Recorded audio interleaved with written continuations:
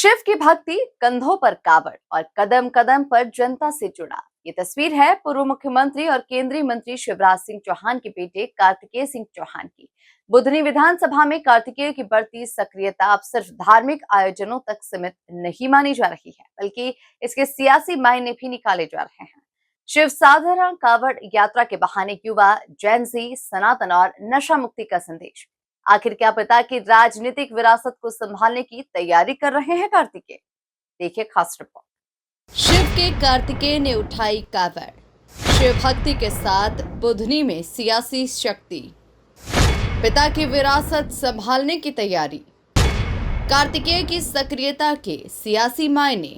MP news पर नहीं देखा तो कहीं नहीं देखा। बुधनी विधानसभा में इन दिनों शिवराज सिंह चौहान के बेटे कार्तिकेय सिंह चौहान की सक्रियता लगातार चर्चा में है।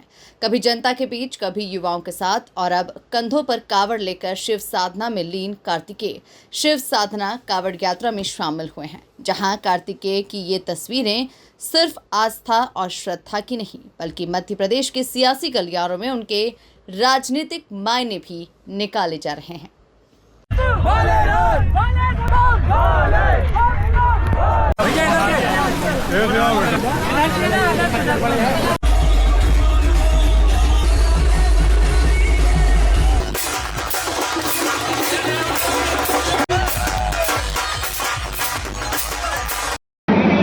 जब जहर के प्रभाव से दृष्टि जलने लगी,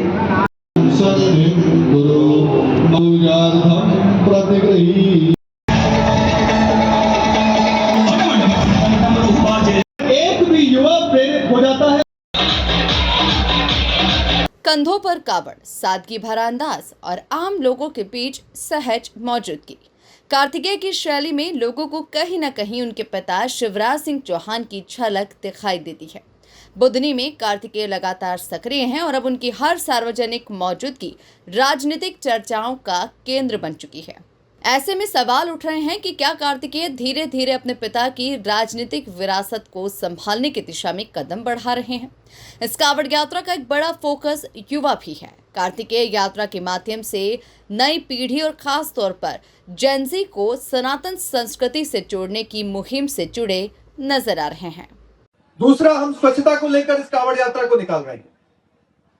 जब हम यात्रा निकाले तो हमारी सबसे बड़ी चिंता यह थी कि जहां जहां से हम निकलेंगे वहां पर कचरा होगा, और इसलिए ये तय किया गया कि साथ ही अपने कचरा गाड़ी भी चलेगी और साथ ही सफाई का काम भी करेंगे, और साथ ही ये संदेश भी देंगे कि जहां जहां हम जाएंगे इस यात्रा से, अपने घरों में जाएंगे तो वहां पर भी स्वच्छता के संदेश को आगे बढ़ाएंगे।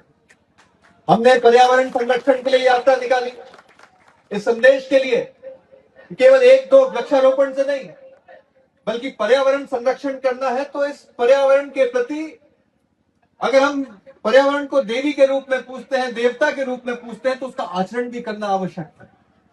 मां नर्मदा को हम देवी की तरह पूजते हैं तो उसकी साफ सफाई रखना ये हमारी जिम्मेदारी है। ये संदेश भी हम इस यात्रा के माध्यम से देना चाहते हैं। और अंततः मेरे नौजवान साथियों, हम देखते हैं देश में कई प्रकार की महाराज जी विचारधाराएं हैं, कई प्रकार के लोग हैं और कई प्रकार के अनुष्ठान कार्यक्रम हो रहे हैं आज के सदी में, जो सही बताऊं तो अपनी सनातन परंपरा को गाली देने का काम कर रहे हैं। आज नौजवान साथी देश भर में अधिकारों की बात करते हैं, अपने अधिकारों की मांग रखते हैं।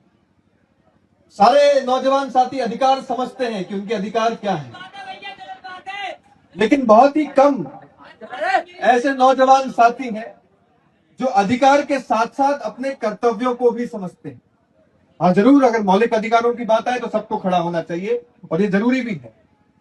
बुधनी शिवराज सिंह चौहान की राजनीति का सबसे मजबूत गढ़ रहा है और ऐसे में इसी क्षेत्र में कार्तिकेय की सक्रियता को बीजेपी के भीतर भी दिलचस्पी से देखा जा रहा है।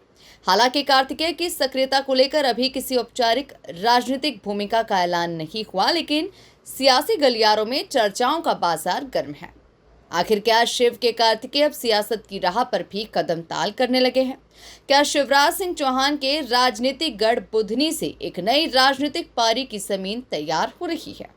फिलहाल कार्तिकेय कंधों पर कावड़ उठाए हुए हैं, लेकिन राजनीतिक गलियारों में चर्चा है कि बुधनी की सियासत का भार संभालने की तैयारी भी धीरे धीरे नजर आने लगी है। Bureau report, MP news, Budhni.